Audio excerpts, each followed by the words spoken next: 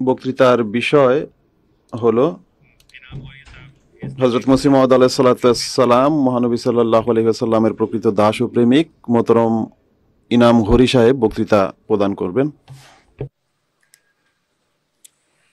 अस्सलामु अलैकुम वरहमतुल्लाहि वबरकातुहू।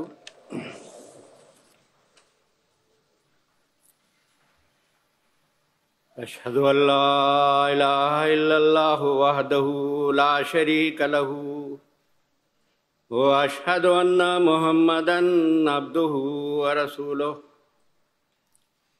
अम्मा बअदु फ़अऊज़ु बिल्लाहि मिनश शैतानिर रजीम। बिस्मिल्लाहिर्रहमानिर्रहीम। कुल इन कुंतुम तुहिब्बूनल्लाह फत्तबिऊनी युहब्बिबकुमुल्लाह व यग़फिर लकुम ज़ुनूबकुम वल्लाहु गफूरुर रहीम।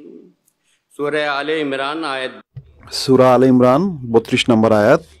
इल्लाह वर रसूल फ़उलाइका मअल्लज़ीना अनअमल्लाहु अलैहिम मिनन नबिय्यीन वस्सिद्दीक़ीन वशुहदाए वस्सालिहीन व हसुन उलाइका रफ़ीक़ा। ज़ालिकल फ़ज़्लु मिनल्लाहि व कफ़ा बिल्लाहि अलीमा। सूरतुन निसा आयत 70-71। সূরা নিসা আয়াত 70 এবং 71। মোহতরম সভাপতি সাহেব এবং সম্মানিত শ্রোতামণ্ডলী, আমার বক্তব্যের বিষয়বস্তু হলো হযরত মসিহে মাউদ আলাইহিস সালাম হলেন মহানবী সাল্লাল্লাহু আলাইহি ওয়াসাল্লামের প্রকৃত দাস ও প্রেমিক। যে আয়াতগুলো আমি তিলাওয়াত করেছি তার অনুবাদ হলো, আল্লাহ তাআলা বলেন, হে মুহাম্মদ মুস্তাফা সাল্লাল্লাহু আলাইহি ওয়াসাল্লাম, তুমি মানুষের মাঝে ঘোষণা করে দাও যে তোমরা যদি আল্লাহ তাআলার ভালোবাসা অর্জন করতে চাও তাহলে আমার অনুসরণ করো, তাহলে আল্লাহ তাআলা তোমাদের ভালোবাসবেন এবং তোমাদের পাপ ক্ষমা করবেন। বস্তুত আল্লাহ অতীব ক্ষমাশীল এবং বারবার কৃপাকারী। আর যারাই আল্লাহ এবং এই রসুলের অর্থাৎ সাল্লাল্লাহু আলাইহি ওয়াসাল্লামের আনুগত্য করে এরাই তাদের অন্তর্ভুক্ত হবে যাদেরকে আল্লাহ তাআলা পুরস্কার দান করেছেন, অর্থাৎ নবী, সিদ্দিক, শহীদ ও সালে লোকদের অন্তর্ভুক্ত হবে। আর এরা অতি উত্তম সঙ্গী। এ হলো আল্লাহ তাআলার বিশেষ অনুগ্রহ, আর সর্বজ্ঞ হিসেবে আল্লাহ তাআলাই যথেষ্ট। এই আয়াতগুলোতে এই সুসংবাদ প্রদান করা হয়েছে যে যদি আল্লাহর ভালোবাসা অর্জন করতে চাও তাহলে হযরত আকদাস মুহাম্মদ মুস্তাফা সাল্লাল্লাহু আলাইহি ওয়াসাল্লামের পূর্ণ আনুগত্য করা আবশ্যক। আর এরপর আল্লাহ তাআলার ভালোবাসা লাভের লক্ষণ কি হবে তিনি বলেন, এমন লোকদের মাঝে সালেহীনদের মর্যাদাপ্রাপ্তরা বের হবে, শহীদদের মর্যাদা লাভকারীরা আত্মপ্রকাশ করবে, সিদ্দিকদের পদমর্যাদা লাভকারী সৃষ্টি হবে, অধিকন্তু সেই সব উৎকর্ষ গুণাবলীর অধিকারীরাও প্রকাশিত হবে যাদেরকে নবুয়তের পুরস্কারেও ভূষিত করা হবে এবং নবুয়তের উৎকর্ষতা থেকেও তারা অংশ লাভকারী হবে। প্রিয় শ্রোতামণ্ডলী, এই সংক্ষিপ্ত ভূমিকার পর এখন চলুন দেখি যে হযরত মির্জা গোলাম আহমদ কাদিয়ানী আলাইহিস সালাম প্রতিশ্রুত মসিহ ও মাহদী তার প্রভু ও মনিব হযরত আকদাস মুহাম্মদ মুস্তাফা সাল্লাল্লাহু আলাইহি ওয়াসাল্লামের প্রতি অতুলনীয় ভালোবাসা ও পরিপূর্ণ আনুগত্যের ক্ষেত্রে নিজ কথা, কাজ ও চারিত্রিক আদর্শের মাধ্যমে কিরূপ দৃষ্টান্ত উপস্থাপন করেছেন। হযরত মসিহে মাউদ আলাইহিস সালামের কালাম বা সাহিত্য, পদ্য ও গদ্যের মাধ্যমে মহানবী সাল্লাল্লাহু আলাইহি ওয়াসাল্লামের প্রতি প্রেম ও ভালোবাসার ক্ষেত্রে তার হৃদয়ের আবেগ যতটুকু প্রকাশ পায় তা তার আলাইহিসসালামের ৮০টিরও অধিক পুস্তক জুড়ে ছড়িয়ে আছে। আমি সময়ের প্রতি লক্ষ্য রেখে কেবলমাত্র কিছু নমুনা উপস্থাপন করছি। নিজের ফার্সি পংক্তিতে তিনি আলাইহিসসালাম বলেন, दर जाने मोहम्मद अजब लालेस्त दर काने मोहम्मद, अगर खाही दलीले आशखश बाश मोहम्मद हस्त बुरहाने मोहम्मद, सरे दारम फिदाए खाके अहमद, दिलम हर वक्त कुर्बाने मोहम्मद, दिगर उस्ताद रा नामे न दानम के खानदम दर दबिस्ताने मोहम्मद। অর্থাৎ মুহাম্মদ সাল্লাল্লাহু আলাইহি ওয়াসাল্লামের সত্তায় আল্লাহ তাআলা এক অদ্ভুত জ্যোতি প্রথিত রেখেছেন এবং তার পবিত্র খনি বা ভান্ডার আশ্চর্যজনক মণিমাণিক্যে পূর্ণ। অতএব হে অস্বীকারীরা, তোমরা যদি মুহাম্মদ সাল্লাল্লাহু আলাইহি ওয়াসাল্লামের সত্যতার প্রমাণ চাও, তাহলে প্রমাণ তো অগণিত রয়েছে, কিন্তু সহজ পথ হলো তার প্রেমিকদের অন্তর্ভুক্ত হয়ে যাও। কেননা মুহাম্মদ সাল্লাল্লাহু আলাইহি ওয়াসাল্লামের তার সত্যতার সবচেয়ে বড় প্রমাণ। আমার মস্তক আহমদ সাল্লাল্লাহু আলাইহি ওয়াসাল্লামের পবিত্র পদধূলিতে নিবেদিত এবং আমার হৃদয় সর্বদা মুহাম্মদ সাল্লাল্লাহু আলাইহি ওয়াসাল্লামের জন্য উৎসর্গিত থাকে। আমি আর কোনো শিক্ষকের নাম জানি না, আমি তো কেবল মুহাম্মদ সাল্লাল্লাহু আলাইহি ওয়াসাল্লামের বিদ্যাপীঠেই পড়াশোনা করেছি। অনুরূপভাবে আরেকটি ফার্সি পংক্তিতে তিনি বলেন, বাইশকে মোহাম্মদ মুহাম্মারম গর কুফরি ববদ বখুদা সখ্ত কাফির। অর্থাৎ খোদার পর আমি মুহাম্মদ সাল্লাল্লাহু আলাইহি ওয়াসাল্লামের প্রেমে মত্ত, এই প্রেম যদি কুফর হয়ে থাকে তাহলে খোদার কসম আমি সবচেয়ে বড় কাফের। এরপর তিনি নিজের আরবি কাসিদায় তিনি বলেন, انظر ইলাইয়া বিরহমাতিন ওয়া তাহান্নুনিন ইয়া সাইয়্যিদি আনা আহকারুল গলবানি ইয়া হিব্বে ইন্নাকা কাদ দখলতা মুহাব্বাতান ফি মুহজতি ওয়া মাদারিকি ওয়া জানানি মিন যিকরি ওয়াজহিকা ইয়া হাদিকাত বাহজতি লাম আখলুফি লাহাদিন ওয়ালা ফিয়ানি। ইয়ানি অর্থাৎ তুমি আমার প্রতি দয়া ও স্নেহের দৃষ্টি নিক্ষেপ করো হে আমার প্রভু সাল্লাল্লাহু আলাইহি ওয়াসাল্লাম, আমি এক নগণ্যতম দাস। হে আমার প্রেমাস্পদ, তুমি ভালোবাসার ছলে আমার প্রাণ, আমার ইন্দ্রিয় এবং আমার হৃদয়ে প্রবেশ করে গেছো। হে আমার আনন্দের বাগান, হে আমার আনন্দের বাগান, তোমার চেহারা স্মরণ ব্যতীত আমার এক মুহূর্ত অতিবাহিত হয় না।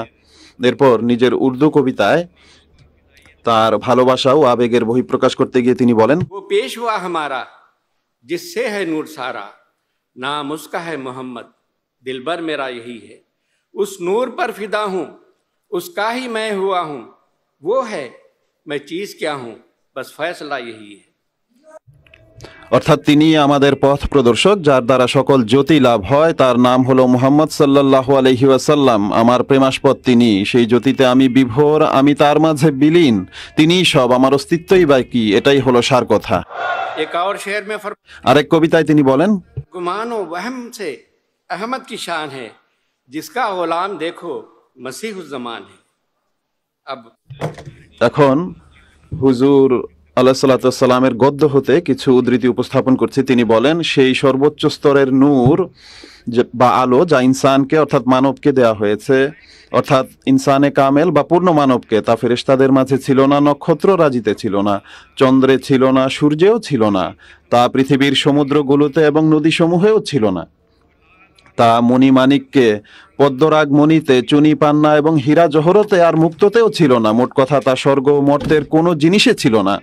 তা ছিল কেবল ইনসান বা মানবের মাঝে, অর্থাৎ ইনসানে কামেল তথা পরিপূর্ণ মানবের মাঝে, যার শ্রেষ্ঠতম এবং পূর্ণতম, সর্বোত্তম ও সুন্দরতম অস্তিত্ব হলেন আমাদের নেতা ও প্রভু, নবীগণের নেতা, অমর জীবনপ্রাপ্তদের নেতা মুহাম্মদ মুস্তাফা সাল্লাল্লাহু আলাইহি ওয়াসাল্লাম। আয়নায়ে কামালাতে ইসলাম, রুহানি খাজায়েন, খণ্ড 5, পৃষ্ঠা 160-161। অনুরূপভাবে তিনি আরো বলেন, আমরা যখন ইনসাফের দৃষ্টিতে দেখি, তখন পুরো নবুয়তের ধারার মধ্য হতে সর্বোচ্চ মর্যাদার সাহসী নবী এবং জীবন্ত নবী আর খোদা তাআলার অত্যুচ্চ মর্যাদার প্রিয় নবী হিসেবে কেবল একজনকেই দেখি, অর্থাৎ যিনি নবীগণের নেতা, রসুলগণের গৌরব, সকল প্রেরিতদের মাথার মুকুট, যার নাম মুহাম্মদ মুস্তাফা ও আহমদ মুজতবা সাল্লাল্লাহু আলাইহি ওয়াসাল্লাম, যার ছায়ায় বা সান্নিধ্যে 10 দিন চললে সেই আলো লাভ হয়, যা ইতিপূর্বে 1000 বছরেও লাভ করা সম্ভব হতো না। সিরাজ মুনির, রুহানি খাজায়েন, খণ্ড 12, পৃষ্ঠা 82। এখন এই অধম আহমদিয়া মুসলিম জামাতের প্রতিষ্ঠাতা হযরত মির্জা গোলাম আহমদ কাদিয়ানী মসিহে মাউদ আলাইহিসসালাতু ওয়াসসালামের, যিনি হযরত মুহাম্মদ মুস্তাফা সাল্লাল্লাহু আলাইহি ওয়াসাল্লামের প্রকৃত দাস ও প্রেমিক, তার কর্মকাণ্ড ও চরিত্র সম্পর্কে কিছু দৃষ্টান্ত উপস্থাপন করছি। হযরত মসিহে মাউদ আলাইহিসসালাতু ওয়াসসালামের পুত্র হযরত মির্জা বশির আহমদ সাহেব রাদিয়াল্লাহু তাআলা আনহু হুজুর আলাইহিসসালাতু ওয়াসসালামের রসুল প্রেম সম্পর্কে 1960 সনে রাবুয়ার জলসা সালানায় বক্তৃতা প্রদানকালে বলেছিলেন যে এই অধম হজরত মসিহে মাউদ আলাইহিসসালামের ঘরে জন্মগ্রহণ করেছে এবং এটি খোদা তাআলার একটি মহান অনুগ্রহ। আমি সেই ঊর্ধ্বলোকের খোদাকে উপস্থিত ও সর্বদ্রষ্টা জেনে বলছি যে আমার দেখা মতে কখনো এমনটি হয়নি যে মহানবী সাল্লাল্লাহু আলাইহি ওয়াসাল্লামের উল্লেখ হলে বরং কেবল তার নাম উচ্চারিত হতেই হজরত মসিহে মাউদ আলাইহিসসালামের চোখ অশ্রুসিক্ত হয়নি। তার মন মস্তিষ্ক বরং সমগ্র দেহের শিরা উপশিরা তার মনিব, দুই জাহানের নেতা, সৃষ্টিকুলের গর্ব সাল্লাল্লাহু আলাইহি ওয়াসাল্লামের ভালোবাসায় পরিপূর্ণ ছিল। এরই ধারাবাহিকতায় ভালোবাসার উপাখ্যানের আরেকটি ঘটনা শুনুন। পৃথিবীতে অতি প্রিয় মানুষও মৃত্যুবরণ করতে থাকে, যাদের প্রিয়জন ও আত্মীয় স্বজন কয়েকদিন অথবা কয়েক মাস পর্যন্ত তাদেরকে স্মরণ করে নিজেদের মনে কষ্ট অনুভব করে। কিন্তু এ কেমন প্রেমাস্পদ, যার গত হবার পর দীর্ঘ 14 শতাব্দী অতিবাহিত হয়েছে, কিন্তু এখনো তার এক প্রকৃত প্রেমিক সেই হৃদয় বিদারক ঘটনাকে স্মরণ করে ব্যাকুল হয়ে কাঁদতে শুরু করে এবং একাকিত্বে তার প্রেমাস্পদের আরেক প্রেমিক হযরত হাসান বিন সাবিত রাদিয়াল্লাহু তাআলা আনহু এর এই পংক্তি পুনরাবৃত্তি করতে থাকে। ফামি আলাইকা নাজিরু মান শাআ বাদাকা ফালইয়ামুত ফালাইকা কুনতু হাজিরু। অর্থাৎ, হে আমার প্রেমাস্পদ, তুমি আমার চোখের মণি ছিলে, যা আজ তোমার মৃত্যুতে অন্ধ হয়ে গেছে। এখন তোমার পর যে ইচ্ছা মরুক, আমার তো শুধু তোমারই মৃত্যুর ভয় ছিল, যা আজ সংঘটিত হয়ে গেছে। বর্ণনাকারী হযরত পীর সিরাজুল হক নোমানী সাহেবের বর্ণনা হলো, আমি যখন হযরত মসিহে মাউদ আলাইহিসসালামকে মসজিদে মুবারকে একাকী পায়চারি করতে ও অশ্রুসিক্ত নয়নে কাঁদতে দেখি, তখন ঘাবড়ে গিয়ে জিজ্ঞেস করি, হুজুর কি হয়েছে, আর হুজুরকে কোন বিষয় কষ্ট দিয়েছে? হুজুর আলাইহিসসালাম বলেন, আমি এখন হাসান বিন সাবেতের সেই পংক্তিটি পাঠ করছিলাম, আর আমার হৃদয়ে এই বাসনা সৃষ্টি হচ্ছিল যে হায়, এই পংক্তি যদি আমার মুখ দিয়ে নিঃসৃত হতো। অতএব দেখুন এবং চিন্তা করুন যে এটি কিরূপ পবিত্র ভালোবাসা, যা আপন প্রেমাস্পদের স্মরণ তার এমন এক প্রেমিকের স্মৃতিকেও জীবন্ত করে দেয়, যিনি 1400 বছর পূর্বে গত হয়েছেন। সম্মানিত শ্রোতা মণ্ডলী, আহমদিয়া জামাতের প্রতিষ্ঠাতার প্রতি একটি আপত্তি এটিও করা হয় যে তিনি আল ইসলাম হজ করেননি। প্রথমত, ইসলামের স্তম্ভগুলোর মধ্যে কলেমা, নামাজ, রোজা ও জাকাতের পর পঞ্চম স্তম্ভ হলো হজ, আর এর জন্য অনেকগুলো শর্তও রয়েছে, যেমন সফরের সামর্থ্য থাকতে হবে, পথের নিরাপত্তা থাকতে হবে, ইত্যাদি ইত্যাদি। আর যতক্ষণ পর্যন্ত এই শর্তসমূহ পূর্ণ না হবে, ততক্ষণ পর্যন্ত হজই ফরজ হয় না। হযরত মসিহে মাউদ আলাইহিসসালামের জন্য একে তো পথের নিরাপত্তা ছিল না, আর অপরদিকে আল্লাহ তাআলা এরূপ মহান দায়িত্ব তার স্কন্ধে অর্পণ করেছিলেন, যা হজ থেকে অধিক গুরুত্বপূর্ণ ছিল। মূলত হৃদয়ের অবস্থার প্রতি লক্ষ্য করা উচিত। হযরত মসিহে মাউদ আলাইহিসসালামের হৃদয়ের অবস্থা তো এই ছিল, যা তিনি তার এক পংক্তিতে বর্ণনা করেছেন। ইলাইকা মিন শাওকিন আলা ইয়া লাইতা কানাত খুবাতু তায়রানি। অর্থাৎ, হে আমার প্রেমাস্পদ, আমার দেহ তো ভালোবাসার আতিশয্যে তোমার কাছে উড়ে যেতে চায়, হায় আমার যদি উড়ার ক্ষমতা থাকতো। এই সম্পর্কে হুজুর আলাইহিসসালামের পুত্র হযরত মির্জা বশির আহমদ রাদিয়াল্লাহু তাআলা আনহু এর একটি বর্ণনা উপস্থাপন করছি। তিনি রাদিয়াল্লাহু তাআলা আনহু বলেন, একবার হযরত মসিহে মাউদ আলাইহিসসালামের কিছুটা অসুস্থতা ছিল, আর তিনি ঘরের খাটে শুয়েছিলেন। তখন হযরত আম্মা জান এবং আমাদের নানা জান হযরত মীর নাসির নওয়াব সাহেব মরহুমও পাশে বসা ছিলেন। এই অবস্থায় হজ নিয়ে আলোচনা আরম্ভ হয়। হযরত নানা জান এ ধরনের কোনো কথা বলেন যে এখন তো হজের জন্য সফর ও রাস্তা ইত্যাদির ক্ষেত্রে সহজ সাধ্যতা সৃষ্টি হচ্ছে, তাই হজে যাওয়া উচিত। তখন মক্কা মদিনা জিয়ারতের কল্পনায় হযরত মসিহে মাউদ আলাইহিসসালামের চোখ অশ্রুসজল ছিল, আর তিনি আলাইহিসসালাম তার হাতের আঙুল দিয়ে চোখের পানি মুছে যাচ্ছিলেন। হযরত নানা জানের কথা শুনে তিনি বলেন, এ কথা তো ঠিক আছে এবং আমাদের হৃদয়ের বাসনাও এটি, কিন্তু আমি চিন্তা করছি যে আমি কি মহানবী সাল্লাল্লাহু আলাইহি ওয়াসাল্লামের মাজার দেখতে পারবো বা সেটি দেখা সহ্য করতে পারবো। এটি সম্পূর্ণরূপে একটি ঘরোয়া পরিবেশে বাহ্যত ছোট্ট একটি ঘটনা, কিন্তু যদি গভীরভাবে পর্যবেক্ষণ করা হয় তাহলে এতে অতল সমুদ্রের উত্তাল ঢেউয়ের খেলা দৃষ্টিগোচর হয়, যা মহানবী সাল্লাল্লাহু আলাইহি ওয়াসাল্লামের প্রতি ভালোবাসার জন্য হযরত মসিহ মাউদ আলাইহিস সালামের পবিত্র হৃদয়ে উদ্বেলিত হচ্ছিল। কোন সত্যিকার মুসলমানের হজ করার বাসনা না থাকে, কিন্তু এই ব্যক্তির অপরিসীম ভালোবাসা অনুমানের চেষ্টা করুন, যার আত্মা হজের কল্পনা মাত্র আল্লাহ তাআলার রাসূল সাল্লাল্লাহু আলাইহি ওয়াসাল্লামের মাজারে উড়ে চলে যায়, আর সেখানে তার চোখ এই দৃশ্যের উত্তাপ সহ্য করতে না পেরে বন্ধ হয়ে যায়। সম্মানিত শ্রোতা, যারা নিজেদের বক্ষে একটি স্পর্শকাতর হৃদয় রাখে তারা খুব ভালোভাবে বুঝতে পারবে যে রসুলের এই প্রেমিকের পবিত্র আন্তরিক স্পৃহার আল্লাহ তাআলার নিকট কতটুকু মর্যাদা ও মূল্য রয়েছে। আর এই বাস্তবতারই প্রতিবিম্ব হলো মহানবী সাল্লাল্লাহু আলাইহি ওয়াসাল্লামের এই হাদিস, যাতে তিনি বলেন, নিয়াতুল মুমিনে খায়রুম মিন আমালিহি। অর্থাৎ কখনো কখনো এমন পরিস্থিতির সৃষ্টি হয় যে একজন মুমিনের সৎ নিয়ত এবং পবিত্র আন্তরিক স্পৃহা তার আমলের উপর প্রাধান্য লাভ করে এবং আমলের চেয়ে অধিক কবুলিয়তের মর্যাদা ও সম্মানের অধিকারী হয়। ভালোবাসা আনুগত্যের দাবি করে। হযরত মসিহে মাউদ আলাইহিসসালামের নিজ প্রভু ও মনিব হযরত আকদাস মুহাম্মদ মুস্তাফা সাল্লাল্লাহু আলাইহি ওয়াসাল্লামের প্রতি আনুগত্যের অবস্থা এরূপ ছিল যে প্রত্যেক ছোট বড় কাজ করার পূর্বে তিনি এদিকে লক্ষ্য রাখতেন যে এই কাজটি আল্লাহ তাআলা ও তার রাসূল সাল্লাল্লাহু আলাইহি ওয়াসাল্লামের নির্দেশের অধীনে আছে কিনা। আর প্রত্যেক কাজে মহানবী সাল্লাল্লাহু আলাইহি ওয়াসাল্লামের উত্তম চারিত্রিক আদর্শকে তিনি দৃষ্টিপটে রাখতেন। এমনকি বাহ্যত ছোট ছোট বিষয়েও তিনি মনিবের আনুগত্য করার মাঝে স্বাদ পেতেন এবং এর প্রতি বিশেষ দৃষ্টি রাখতেন। সুতরাং এখন আমি বাহ্যত দুটি অতি সাধারণ ঘটনা বর্ণনা করছি, কেননা অধিকাংশ ক্ষেত্রে মানুষের চরিত্র অধিকাংশ সময় ছোট ছোট বিষয় দ্বারাও প্রতিভাত হয়। একবার তিনি আলাইহিসসালাম মৌলভী করমদ্দিন কর্তৃক দায়েরকৃত কষ্টদায়ক ফৌজদারি মামলার উদ্দেশ্যে গুরুদাসপুর যান। তখন প্রচন্ড গরমের দিন ছিল আর রাতের বেলা ছিল। তার আলাইহিসসালামের আরামের জন্য বাড়ির খোলা ছাদে খাট বিছানো হয়েছিল। হযরত মসিহ মাউদ আলাইহিস সালাম যখন এটি দেখতে পান যে ছাদে কোনো পর্দার ব্যবস্থা নেই, তখন তিনি আলাইহিসসালাম অসন্তুষ্টির সাথে সেবকদের বলেন যে আপনাদের কি এটি জানা নেই যে মহানবী সাল্লাল্লাহু আলাইহি ওয়াসাল্লাম পর্দাহীন ও রেলিংবিহীন ছাদে ঘুমাতে নিষেধ করেছেন। এরপর যেহেতু সেই বাড়িতে আর কোনো উপযুক্ত খোলা স্থান ছিল না, তাই তিনি আলাইহিসসালাম প্রচন্ড গরম সত্ত্বেও আবদ্ধ ঘরে রাত অতিবাহিত করেছেন, কিন্তু সেই রেলিংবিহীন ছাদে ঘুমাননি। আরেকবার হযরত মসিহে মাউদ আলাইহিসসালাম তার নিজ ঘরে অবস্থান করছিলেন, আর সে সময় বাইরে থেকে আগত কিছু মেহমানও তার সাথেই ছিল। ঠিক তখনই কেউ ঘরের দরজায় কড়া নাড়ে। এতে উপস্থিত লোকদের মধ্য হতে এক ব্যক্তি দরজা খোলার জন্য উঠে দাঁড়ায়। হযরত মসিহে মাউদ আলাইহিসসালাম সেই ব্যক্তিকে উঠতে দেখে দ্রুত দাঁড়িয়ে যান এবং বলেন, দাঁড়ান দাঁড়ান, আমি নিজেই দরজা খুলব, আপনি মেহমান। আর মহানবী সাল্লাল্লাহু আলাইহি ওয়াসাল্লাম বলেছেন, মেহমানের সম্মান করা উচিত। সম্মানিত শ্রোতামণ্ডলী, একজন সত্যিকার প্রেমিক ব্যতীত যার দৃষ্টি প্রতি পদক্ষেপে তার প্রেমাস্পদের আচরণের প্রতি নিবদ্ধ থাকে, অন্য কেউ বাহ্যত এরূপ ছোট ছোট নির্দেশকে দৃষ্টিপটে রাখতে পারবে না। এরপর প্রেম ও ভালোবাসা আত্মাভিমানেরও দাবি রাখে। এ সম্পর্কে কেবল একটি ঘটনা উপস্থাপন করছি। হযরত মির্জা বশির আহমদ সাহেব রাদিয়াল্লাহু তাআলা আনহু বলেন, পণ্ডিত লেখরামকে কে না চেনে? সে আর্য সমাজের অনেক বড় ধর্মীয় নেতা ছিল। এছাড়া সে ইসলামের নিকৃষ্ট শত্রুও ছিল, যার মুখ ইসলাম ও ইসলামের পবিত্র প্রতিষ্ঠাতার বিরুদ্ধে কেচির ন্যায় চলত এবং ছুরির ন্যায় কাটত। সে সারা জীবন হযরত মসিহে মাউদ আলাইহিসসালামের বিরুদ্ধে দাঁড়িয়ে ইসলাম ও ইসলামের পবিত্র প্রতিষ্ঠাতা সম্পর্কে জঘন্য থেকে জঘন্য সব আপত্তি উত্থাপিত করেছে।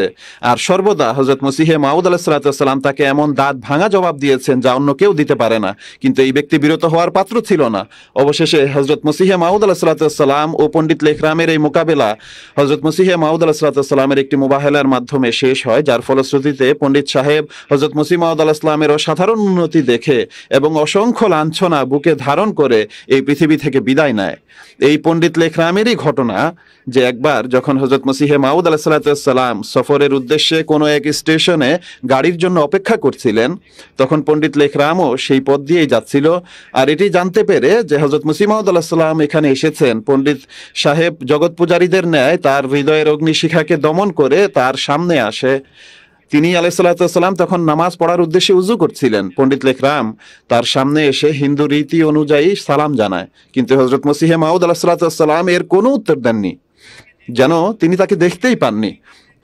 এতে পণ্ডিত সাহেব অপর দিকে গিয়ে পুনরায় সালাম করে, আর হযরত মসিহে মাউদ আলাইহিসসালাম পুনরায় নীরবতা অবলম্বন করেন।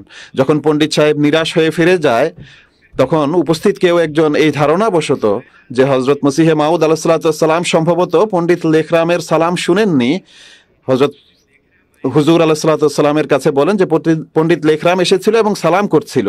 হযরত মসিহ মাউদ আলাইহিসসালাম প্রচন্ড আত্মাভিমানের সাথে বলেন যে আমার মনিবকে তো গালি দেয় আর আমাকে সালাম দেয়। সম্মানিত শ্রোতামণ্ডলী, এটি সেই ব্যক্তির কথা যিনি সকল শ্রেণীর মানুষের জন্য মূর্তিমান রহমত ছিলেন। হিন্দুদের মাঝে তার এমন বন্ধুও ছিল যাদের সাথে তার প্রত্যহ সাক্ষাৎ হতো, এবং তিনি সকল জাতির লোকদের সাথে পরম স্নেহ ও একান্ত সহানুভূতিসুলভ আচরণ করেছেন। কিন্তু যখনই তার মনিব ও প্রেমাস্পদ সাল্লাল্লাহু আলাইহি ওয়াসাল্লামের জন্য আত্মাভিমানের প্রশ্ন আসে, তখন তার চেয়ে অধিক খোলা তরবারি পৃথিবীতে দ্বিতীয় আর কেউ ছিল না।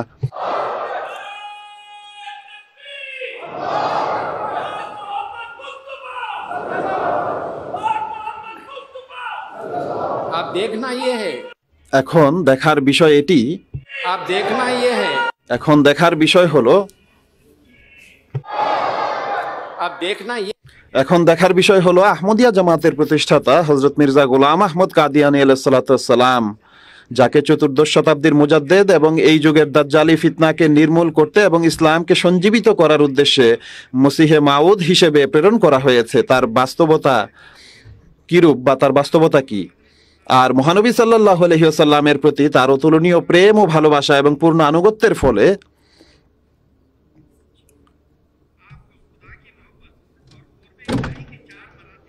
সূরা নিসার আয়াত অনুযায়ী খোদার ভালোবাসা ও নৈকট্য লাভের ক্ষেত্রে চারটি পদমর্যাদার মধ্যে বিশেষভাবে কোন পদমর্যাদাটি তার লাভ হয়েছে। সুতরাং এক্ষেত্রে যে মৌলিক বিষয়টি বোঝা ও আত্মস্থ করা আবশ্যক তা হলো পবিত্র কোরআন করিম ও সহি হাদিস সমূহ এবং উম্মতের বুজুর্গদের অভিমতের আলোকে মসিহে মাউদ ও ইমাম মাহদি এর পদমর্যাদা কি বর্ণিত হয়েছে। আর তা হলো এই যে সেই যুগ ইমাম আল্লাহ তাআলার পক্ষ হতে ওহী ইলহাম এবং অধিক হারে বাক্যালাপ লাভের সম্মানের অধিকারী হবেন, আর এই সম্মানকেই শরীয়তের পরিভাষায় নবুয়ত নামে আখ্যায়িত করা হয়েছে।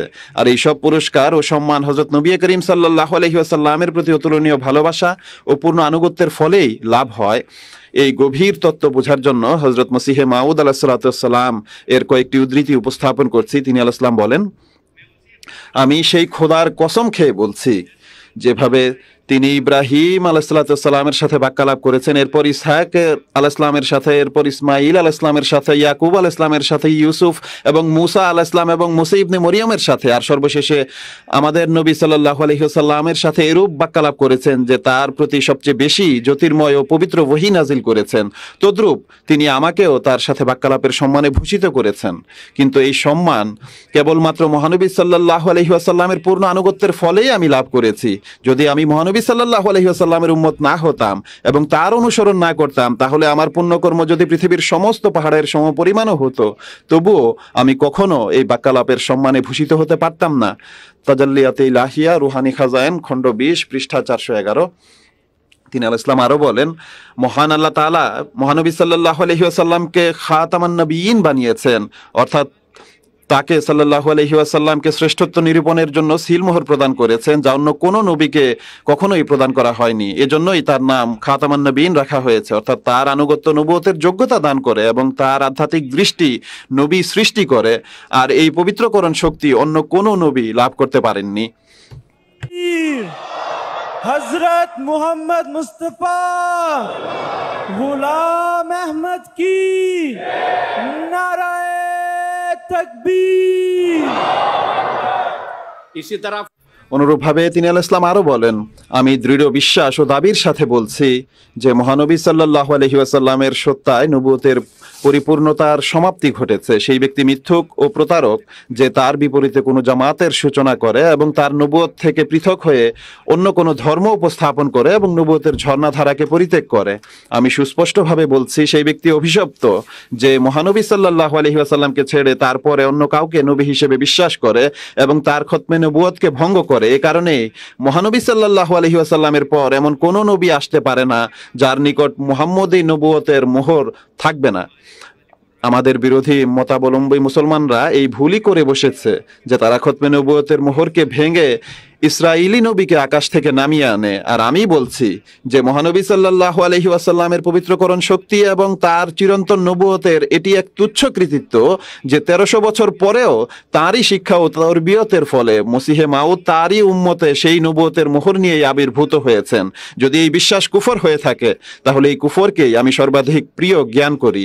কিন্তু এই সব লোক যাদের বিবেক অন্ধকারে ছেয়ে গেছে, যাদেরকে নবুয়তের জ্যোতি হতে অংশ দেয়া হয়নি, এটি অনুধাবন করতে পারেন না, অথচ এটি সেই বিষয় যা মহানবী সাল্লাল্লাহু আলাইহি ওয়াসাল্লামের পরিপূর্ণতা এবং তার জীবন্ত হবার প্রমাণ বহন করে। অপর এক স্থানে তিনি আলাইহিস সালাম আরো বলেন, অনুরূপভাবে খোদা তাআলার পক্ষ হতে দুটি নাম আমি লাভ করেছি। প্রথমত আমার নাম উম্মতি রাখা হয়েছে, যেভাবে আমার নাম গোলামে আহমদ দ্বারা প্রতীয়মান হয়। দ্বিতীয়ত আমার নাম জিল্লি বা ছায়া নবী রাখা হয়েছে, যেভাবে খোদা তাআলা বারাহিনে আহমদিয়ার পূর্ববর্তী খণ্ডগুলোতে আমার নাম আহমদ রেখেছেন, আর এই নামেই আমাকে বারবার সম্বোধন করেছেন। আর এটি এই বিষয়ের প্রতি ইঙ্গিত ছিল যে আমি প্রতিবিম্ব রূপে বা জিল্লির রূপে নবী, অতএব আমি উম্মতিও এবং জিল্লি বা ছায়া রূপে নবীও বটে। এরই প্রতি সেই ওহী ইঙ্গিত করে যা বারাহিনে আহমদিয়ার পূর্ববর্তী খণ্ডগুলোতে রয়েছে যে মোহাম্মদিন সাল্লাল্লাহু আলাইহি ওয়াসাল্লাম তাআল্লাম, মানে অর্থাৎ প্রত্যেক প্রকার কল্যাণ মহানবী সাল্লাল্লাহু আলাইহি ওয়াসাল্লাম হতে উৎসারিত। অতএব পরম কল্যাণমণ্ডিত সত্তা তিনি, যিনি শিক্ষা প্রদান করেছেন এবং মহানবী সাল্লাল্লাহু আলাইহি ওয়াসাল্লাম। আর এরপর সবচেয়ে কল্যাণমণ্ডিত হচ্ছে সেই ব্যক্তি যিনি শিক্ষা লাভ করেছেন, অর্থাৎ এই অধম। অতএব পরিপূর্ণ আনুগত্যের ফলে আমার নাম উম্মতি হয়েছে, আর নবুয়তের পরিপূর্ণ প্রতিবিম্ব লাভের কারণে আমার নাম নবী হয়েছে। সুতরাং এইভাবে আমি দুটি নাম লাভ করেছি। জমিমা বারাহিনে আহমদিয়া, পঞ্চম খণ্ড, রুহানি খাজায়েন, খণ্ড 21, পৃষ্ঠা 360। সম্মানিত শ্রোতামণ্ডলী, বয়াতের শর্তাবলী যার উপর আমল করার অঙ্গীকার করে এক ব্যক্তি আহমদিয়া জামাতে প্রবেশ করে, সেখানে একটি শর্ত এটি রাখা হয়েছে যে বিনা ব্যতিক্রমে 5 ওয়াক্ত নামাজ আল্লাহ ও তার রসুল সাল্লাল্লাহু আলাইহি ওয়াসাল্লামের নির্দেশ অনুযায়ী আদায় করবে, আর সাধ্য অনুযায়ী তাহাজ্জুদ নামাজ পড়া, রসুল করিম সাল্লাল্লাহু আলাইহি ওয়াসাল্লামের প্রতি দরুদ প্রেরণ করা, প্রত্যহ নিজের পাপের জন্য ক্ষমা প্রার্থনা ও ইস্তেগফার করার ক্ষেত্রে নিয়মিত হবে এবং আন্তরিকতার সাথে আল্লাহ তাআলার অপার অনুগ্রহ স্মরণ করে তার প্রশংসা ও গুণকীর্তন করাকে নিজের প্রাত্যহিক জপে পরিণত করবে। এক ব্যক্তি বয়াত গ্রহণের পর নিবেদন করে যে হুজুর আমাকে কোনো ওয়াজিফা বলুন। হুজুর তিনি আলাইহিস সালাম বলেন যে নামাজ সুন্দরভাবে গুছিয়ে পড়ো, কেননা সকল বিপদাবলী দূরীকরণের চাবি এটি, আর এর মাঝে সকল স্বাদ ও ধনভাণ্ডার রয়েছে। আন্তরিকতার সাথে রোজা রাখো, দান খয়রাত করো, দরুদ ও ইস্তেগফার পড়ো। হযরত মৌলভী গোলাম হোসেন ডাঙ্গভি সাহেব বলেন যে একবার আমি হযরত মসিহ মাউদ আলাইহিস সালামের কাছে নিবেদন করি যে আমার শ্রদ্ধেয় পিতা চিশতিয়া তরিকার অনুসারী, এজন্য আহমদী হবার পূর্বে আমিও এই তরিকার বিভিন্ন ওয়াজিফার প্রতি আকৃষ্ট ছিলাম, বরং বলা চলে এখনো অনেকাংশেই আছি। তাই হুজুর আমাকে এমন কোনো ওয়াজিফা বলুন যা আমি নিয়মিত পড়তে পারি। তিনি আলাইহিস সালাম বলেন যে আমার নিকটে এমন কোনো ওয়াজিফা নেই, তবে হ্যাঁ অনেক বেশি ইস্তেগফার করো, আর হযরত নবী করিম সাল্লাল্লাহু আলাইহি ওয়াসাল্লামের অনুগ্রহ রাজিকে অনেক বেশি স্মরণ করে তার প্রতি অধিক হারে দরুদ প্রেরণ করো, এটি ওয়াজিফা। সম্মানিত শ্রোতামণ্ডলী, হযরত মসিহ মাউদ আলাইহিস সালামের এই ঈমান ও বিশ্বাস ছিল যে খোদার প্রিয় ভাজন হবার জন্য রাসূল করিম সাল্লাল্লাহু আলাইহি ওয়াসাল্লামের পূর্ণ আনুগত্য যেন করা হয়। এটি নয় যে রাসূল করিম সাল্লাল্লাহু আলাইহি ওয়াসাল্লামের উত্তম চারিত্রিক আদর্শকে বাদ দিয়ে খোদার নৈকট্য অর্জনের জন্য নিজের পক্ষ থেকে নিত্য নতুন পদ্ধতি আবিষ্কার করা হবে। এ সম্পর্কে তিনি বলেন যে মানুষ ততক্ষণ পর্যন্ত আল্লাহ তাআলার প্রতি ভালোবাসা নিজের মধ্যে পরিপূর্ণরূপে সৃষ্টি করতে পারে না যতক্ষণ মহানবী সাল্লাল্লাহু আলাইহি ওয়াসাল্লামের চারিত্রিক আদর্শ ও কর্মপদ্ধতিকে নিজের জন্য অনুকরণীয় ও পথ প্রদর্শক হিসেবে জ্ঞান না করবে। খোদার নৈকট্য ভাজন হবার জন্য রাসূল করিম সাল্লাল্লাহু আলাইহি ওয়াসাল্লামের পূর্ণ আনুগত্য করা আবশ্যক। সত্যিকার আনুগত্য হলো তার উত্তম চারিত্রিক আদর্শ নিজের মাঝে ধারণ করা। কিন্তু হায় পরিতাপ, আজকাল লোকজন আনুগত্য দ্বারা কেবল রাফাইয়া দেন আমিন বিল জাহের এবং রাফা সাবাবা কেই ধরে নিয়েছে, আর অন্য বিষয়াদিকে অর্থাৎ সে সকল উত্তম চারিত্রিক আদর্শ যা তার সাল্লাল্লাহু আলাইহি ওয়াসাল্লামের ছিল সেগুলোকে পরিত্যাগ করে বসে আছে। তিনি আলাইহিস সালাম আরো বলেন যে স্বীয় কৃতকর্মের মন্দ পরিণাম সম্পর্কে তারা চিন্তা করেনি, সে সকল পুণ্য কর্মসমূহ যা মহানবী সাল্লাল্লাহু আলাইহি ওয়াসাল্লাম থেকে লাভ হয়েছে সেগুলোকে তারা পরিত্যাগ করে সেগুলোর পরিবর্তে নিজেদের মন গড়া দরুদ ও ওয়াজিফার অনুপ্রবেশ ঘটিয়েছে। আর কিছু কাফিয়া মুখস্থ করাকে যথেষ্ট মনে করা হয়েছে। তারা বুল্লে শাহর কাফিয়া শুনে উন্মত্ত হয়ে যায়। দেখা যায় যে কতক এসব নৃত্য ও সঙ্গীতের আসরে স্বেচ্ছায় নিজের পাগড়ি খুলে ফেলে এবং বলে থাকে যে মিয়া সাহেবের মজলিসে বসা মাত্রই উন্মত্ত হয়ে যায়। এরূপ বিদাত ও মন গড়া বিষয়াদি সৃষ্টি করা হয়েছে। আমি এ সকল বিরুদ্ধবাদীকে, যারা বড় বড় পীর মাশায়েখ গদ্দিন শিন তরিকতের নেতৃস্থানীয় ব্যক্তিবর্গ, তাদেরকে জিজ্ঞেস করছি যে তোমাদের দরুদ ও ওয়াজিফা চিল্লা কষে উল্টো সোজা হয়ে ঝুলে থাকাই যদি তত্ত্বজ্ঞান ও সত্য জানার প্রকৃত মাধ্যম হয়ে থাকে, তাহলে মহানবী সাল্লাল্লাহু আলাইহি ওয়াসাল্লাম কি তা ভুলে গিয়েছিলেন? একদিকে তো তারা এই একদিকে তো এই অত্যাচারী শ্রেণী আমার প্রতি মিথ্যা অপবাদ আরোপ করে যে আমি এরূপ স্থায়ী নবুয়তের দাবি করছি যা শরীয়ত ভাই নবী সাল্লাল্লাহু আলাইহি ওয়াসাল্লাম থেকে পৃথক নবুয়ত, কিন্তু অপরদিকে তারা তাদের কর্মের প্রতি বিন্দুমাত্র মনোযোগ নিবদ্ধ করে না। যে মিথ্যা নবুয়তের দাবি তো স্বয়ং তারা করছে, যখন কিনা তারা মহানবী সাল্লাল্লাহু আলাইহি ওয়াসাল্লাম ও কোরআনের বিপরীতে গিয়ে নতুন শরীয়ত প্রতিষ্ঠা করছে। এখন যদি কারো অন্তরে ন্যায় বিচার ও খোদার ভয় থাকে, তাহলে কেউ আমাকে বলুক যে আমরা কি রাসূল করিম সাল্লাল্লাহু আলাইহি ওয়াসাল্লামের পবিত্র শিক্ষা ও আমলের ক্ষেত্রে কোনো কম বেশি করেছি, যেখানে কিনা সেই কোরআন শরীফ অনুযায়ী আমরা শিক্ষা প্রদান করি এবং রাসূল করিম সাল্লাল্লাহু আলাইহি ওয়াসাল্লামকে আমাদের ইমাম ও বিচারক হিসেবে বিশ্বাস করি। সম্মানিত শ্রোতা মণ্ডলী, শেষে আমি মহানবী সাল্লাল্লাহু আলাইহি ওয়াসাল্লামের দুটি পংক্তি উপস্থাপন করছি, যা মহানবী সাল্লাল্লাহু আলাইহি ওয়াসাল্লামের পবিত্রকরণ শক্তি এবং তার প্রেমাস্পদ খাতামুন নবীয়িন সাল্লাল্লাহু আলাইহি ওয়াসাল্লামের উদ্দেশ্যে নিবেদিত। তিনি বলেন, मिन इहयाइही इन्नी लक़द उहिय्यतु मिन इहयाइही वाहन ले जाजिन फमा अहयानी, यानी অর্থাৎ তত্ত্বজ্ঞানের এই প্রবহমান মহাসমুদ্র যা আমি খোদার সৃষ্টিকে প্রদান করেছি, এটি মুহাম্মদ সাল্লাল্লাহু আলাইহি ওয়াসাল্লামের উৎকর্ষের মহাসমুদ্রের একটি বিন্দু মাত্র। আমি তো মারা যাব, তার যেই প্রমাণ আমি উপস্থাপন করছি এবং তার যেই কোরআন শরীফের যে তত্ত্বজ্ঞান আমি পৃথিবীর সামনে উপস্থাপন করছি, এটি সেই শরীয়তকে পরিপূর্ণ এবং সেই মুহাম্মদ সাল্লাল্লাহু আলাইহি ওয়াসাল্লামের শরীয়তকে সেই পরিপূর্ণ শরীয়ত আখ্যা করছে। এগুলো সবই মুহাম্মদ সাল্লাল্লাহু আলাইহি ওয়াসাল্লামের কল্যাণ।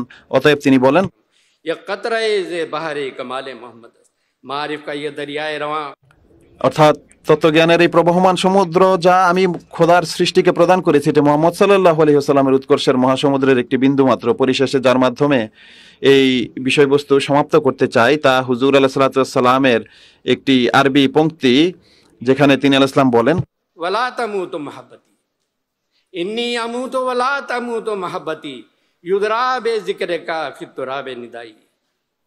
ऐ मोहम्मद, অর্থাৎ হে মোহাম্মদ মুস্তাফা সাল্লাল্লাহু আলাইহি ওয়াসাল্লাম, আমি তো মৃত্যুবরণ করব, কিন্তু আমার ভালোবাসা কখনো মরবে না। কবরের মাটিতেও তোমার স্মরণের মাধ্যমেই আমার কণ্ঠস্বরকে চেনা হবে। फी हाज़िहि दुनिया व बास इंसानी व आखिर दावाना अनिल हम्दुलिल्लाह। नाराए तकबीर, हजरत मोहम्मद मुस्तफा गुलाम अहमद की नाराए तकबीर।